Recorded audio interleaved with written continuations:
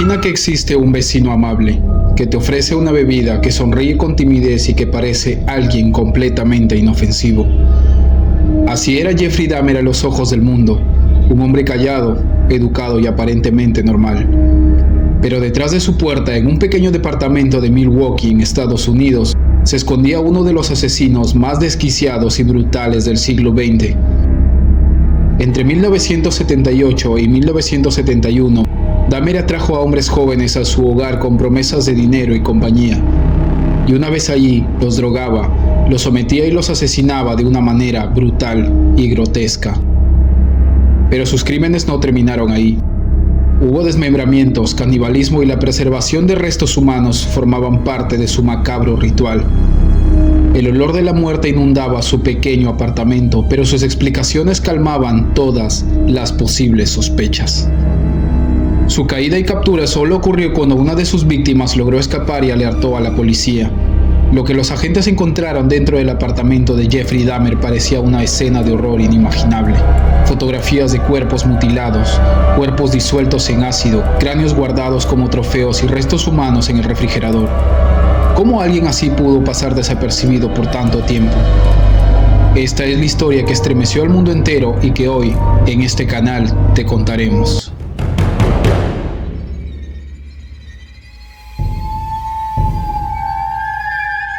Jeffrey Dahmer nació el 21 de mayo del año de 1960 en Wisconsin, Estados Unidos, dentro de una familia de clase media que en apariencia estaba bien conformada, y en 1967 se mudaron a Bath, Ohio, donde terminaron estableciéndose definitivamente. Desde muy pequeño mostraba una personalidad inquieta, aunque también algo aislada, y desarrolló una curiosidad inusual por los insectos, los cuales conservaba en frascos con formol.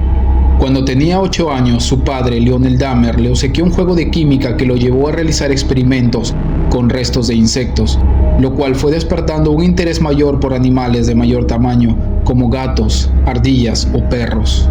A diferencia de otros futuros asesinos seriales que torturaban animales durante la infancia o la adolescencia, Jeffrey no los dañaba, sino que recolectaba los cuerpos de los que encontraba muertos en la carretera o en el bosque, y luego los utilizaba para sus prácticas. Con la ayuda de sustancias químicas limpiaba y blanqueaba los huesos que luego escondía entre los árboles o en el jardín de su casa, fascinado por la disección y la observación de cada parte. Gran parte de su niñez y adolescencia giró en torno a esa peculiar afición que cultivaba en silencio y sin despertar demasiada sospecha. Aunque no manifestaba comportamientos sádicos con animales vivos, encontraba un extraño placer al ver cómo su padre abría los peces que atrapaban cuando salían a pescar juntos, contemplando cada movimiento con una mezcla de curiosidad y serenidad difícil de interpretar. La situación en el hogar de los Dahmer distaba mucho de ser estable, ya que lo que en apariencia era una familia funcional terminó resquebrajándose tras un divorcio lleno de tensiones. Los padres de Jeffrey se enfrentaron por la custodia de su hermano menor, lo cual fue un episodio que lo afectó profundamente. Jeffrey comenzó a sentirse aislado, triste y con la sensación de haber sido abandonado, y creía que ninguno de sus padres se interesaba por él y buscaba con desesperación cualquier forma de llamar su atención. A los 15 años de edad, Jeffrey Dahmer ya dependía del alcohol y llegaba a beber whisky incluso dentro del aula. Una de las formas que utilizaba para provocar reacciones en los demás consistía en imitar personas con discapacidades, fingiendo retraso mental o parálisis cerebral en espacios públicos, con el objetivo de causar impacto y escándalo. Esas conductas lo convirtieron en una figura llamativa entre sus compañeros, que llegaron a considerarlo una especie de bufón del curso y bautizaron sus payasadas como los Dahmerismos. Sin embargo, aquello no duró mucho, ya que sus supuestos seguidores se cansaron pronto y volvieron a excluirlo. Aunque tenía una fama de inadaptado, algunas chicas del instituto se le acercaban porque lo encontraban físicamente atractivo, pero Jeffrey las ignoraba sin mostrar el menor interés. Su mente parecía enfocada en otros pensamientos que lo alejaban cada vez más del resto. Cuando Jeffrey Dahmer cumplió 18 años, comenzó a experimentar una gran tensión interna al reconocer que sentía atracción por otros hombres. Era un tema imposible de abordar con su familia en ese momento, así que prefirió guardarlo para sí mismo. Por aquellos días observaba con frecuencia a un joven atlético que corría cada mañana cerca de la casa, y una vez llegó a esperarlo con un bate de béisbol con la intención de atacarlo, pero el muchacho no salió a correr justo ese día, y por coincidencia evitó el encuentro.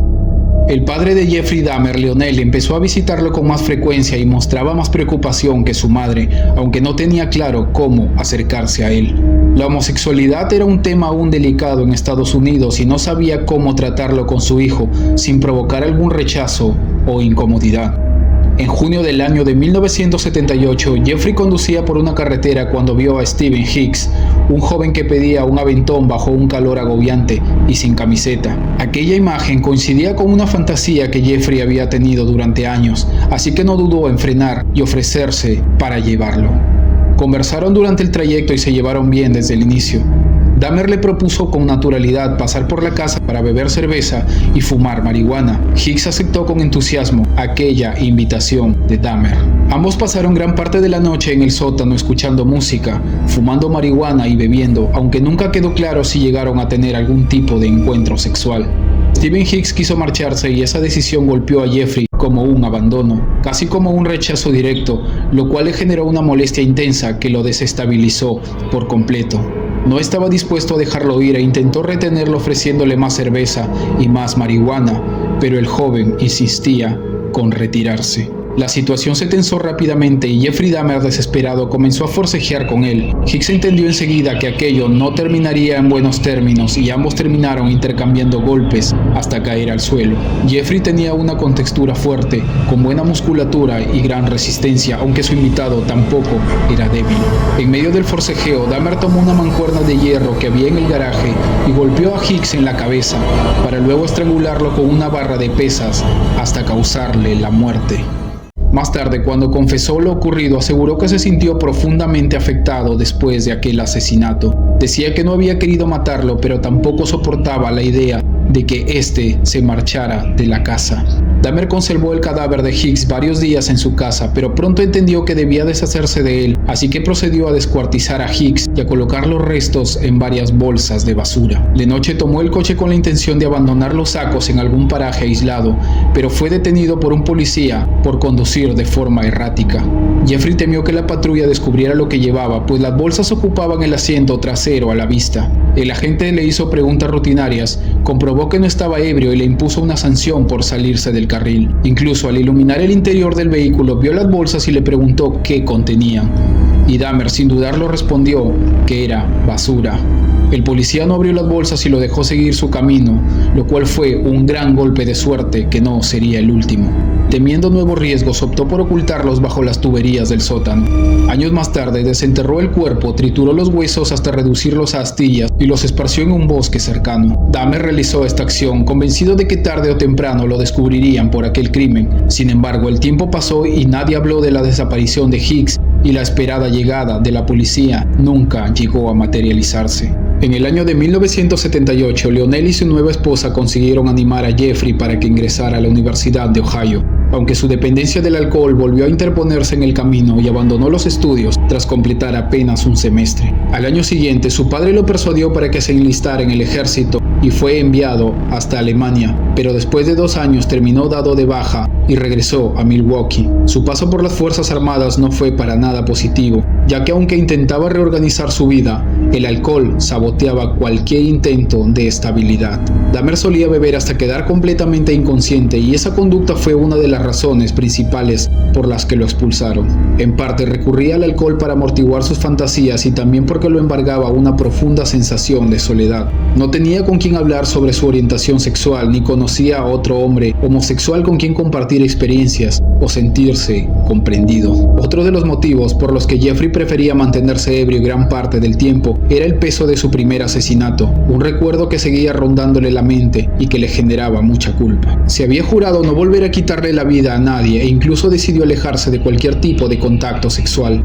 También empezó a asistir a la iglesia y a buscar trabajo para poder enderezar su camino. Durante ese periodo difícil, Lionel lo acompañó de manera constante y creía que el principal conflicto de su hijo estaba vinculado a la dificultad para aceptar su orientación sexual y trató de apoyarlo en todo lo que fuera posible. Jeffrey parecía valorar ese respaldo, aunque sus verdaderos problemas eran mucho más profundos que el alcoholismo o la represión de sus propios deseos. Pasó un tiempo viviendo en Florida, pero no logró la estabilidad y tuvo que regresar a Ohio, a la casa de su abuela. Para entonces sus fantasías sexuales habían tomado un rumbo más perturbador. Se excitaba al imaginar órganos internos como los que había observado al diseccionar animales, y su abuela descubrió que escondía un maniquí en su habitación para masturbarse, ya que ese cuerpo artificial le evocaba la imagen de un cadáver. En el año de 1986 su comportamiento comenzó a desbordarse, ya que Jeffrey Dahmer fue detenido por exhibicionismo y, según confesaría a él más adelante, llegó a intentar desenterrar el cuerpo de un joven recién fallecido con la intención de abusar del cadáver, aunque el terreno del cementerio estaba tan congelado que no logró su cometido. La tensión sexual que arrastraba a Jeffrey Dahmer era enorme. Llevaba casi una década imponiéndose un severo celibato y ya estaba agotado de contenerse. En el año de 1987 decidió acudir a un bar gay donde conoció a Stephen Toomey. Ambos bebieron en exceso y terminaron la noche en un hotel cercano. Cuando Dahmer despertó, Toomey ya estaba muerto. Él entró en pánico, no sabía qué había ocurrido y no tenía recuerdos de la noche anterior, y lo único que tenía claro era que debía deshacerse del cuerpo, ya que la habitación estaba registrada a su nombre. Dahmer salió del hotel, compró una maleta grande y colocó dentro el cadáver de Steven. Pagó la cuenta, cargó el equipaje procurando no llamar la atención y tomó un taxi. El conductor incluso lo ayudó a poner la maleta en la cajuela antes de llevarlo a la casa de su abuela. Sin embargo, esta vez Jeffrey no quiso desprenderse tan rápido del cuerpo y antes de desecharlo mantuvo relaciones sexuales con el cadáver y luego lo fue tirando en bolsas de basura por separado. Dahmer decidió conservar la cabeza de Toomey, la hirvió para retirar los restos de tejido, blanqueó el cráneo y lo pintó con aerosol, guardándolo después en su habitación. Cuando alguien le preguntaba por aquel extraño objeto, respondía que era de plástico o que se lo había comprado a un estudiante de medicina. En 1988, Dahmer asesinó a Jaime Doxator y Richard Guerrero, ambos menores de edad que rondaban los bares gay de la ciudad, ofreciendo favores sexuales a cambio de dinero. Ese mismo año se mudó a un departamento en Milwaukee, el 213 de Oxford Apartment, en donde comenzaría una vertiginosa e infame carrera como asesino en serie. Para el año de 1989 y con 29 años de edad, Dahmer ya figuraba en los registros policiales, ya que había mostrado algunas actitudes grotescas con menores de edad. Había sido acusado de masturbarse frente a dos chicos de 13 años cerca de un parque y había drogado y violado a otro muchacho de la misma edad, al que posteriormente dejó en libertad. Los padres acudieron a las autoridades y Dahmer fue detenido y estuvo 10 meses tras las rejas. Se encontraba en pleno tratamiento psicológico cuando logró optar a una audiencia para solicitar la libertad, pues aún debía cumplir otros 14 meses de presidio. Dahmer se había mostrado sumamente avergonzado por sus actos frente a los tribunales y decía que estaba recientemente rehabilitado del alcohol y que quería buscar un empleo estable y que tenía problemas en aceptar su propia homosexualidad. El jurado coincidió en que Dahmer parecía sincero y decidieron darle otra oportunidad, aunque debería asistir semanalmente a visitar a una psicóloga, la cual trataría de orientarlo y evaluaría su estado de ánimo, además de ayudarlo con el conflictivo tema de su sexualidad. A pesar de que Leonel solicitó que no dejaran en libertad a su hijo hasta que terminara el programa de rehabilitación en la cárcel, Jeffrey salió en libertad condicional. Algunos psicólogos también habían recomendado no dejarlo libre, pues era un sujeto sumamente peligroso, pero al parecer logró convencer al tribunal de su arrepentimiento. Comenzó a asistir a las reuniones con la psicóloga y hablaron acerca de sus delitos. Dahmer no contó nada acerca de Stephen Hicks ni Stephen Toomey. Tampoco habló acerca de Jaime Doxator y Richard Guerrero. Jeffrey consiguió por fin un empleo estable en Ambrosia Chocolate, lo que le permitió vivir solo, poder cubrir sus gastos y disfrutar de mayor independencia e intimidad. Con algo de dinero en el bolsillo y más seguridad en sí mismo, Jeffrey Dahmer empezó a frecuentar los baños de vapor de Milwaukee, un lugar donde algunos hombres tenían encuentros homosexuales rápidos y consensuados. Sin embargo, Dahmer desarrolló el hábito de drogar a quienes mostraban interés en él para luego abusarlos sexualmente y marcharse sin dar explicación alguna. Con el tiempo, varios clientes lo acusaron de haberlos engañado y agredido, y las quejas se multiplicaron hasta que finalmente le prohibieron la entrada al establecimiento. Al verse vetado de los saunas, comenzó a frecuentar bares gay casi todas las semanas. En esos espacios encontraba hombres más dispuestos a beber, consumir drogas y aceptar una invitación en su departamento sin demasiadas preguntas, ya que muchos solo buscaban un encuentro casual. Antes de ser arrestado y comparecer ante la justicia por todos sus crímenes, Jeffrey Dahmer llegaría a asesinar a 13 personas más. No te pierdas la segunda parte de esta fascinante historia. Dale like a este video y suscríbete para conocer los casos más aterradores, poco conocidos y emblemáticos del mundo criminal.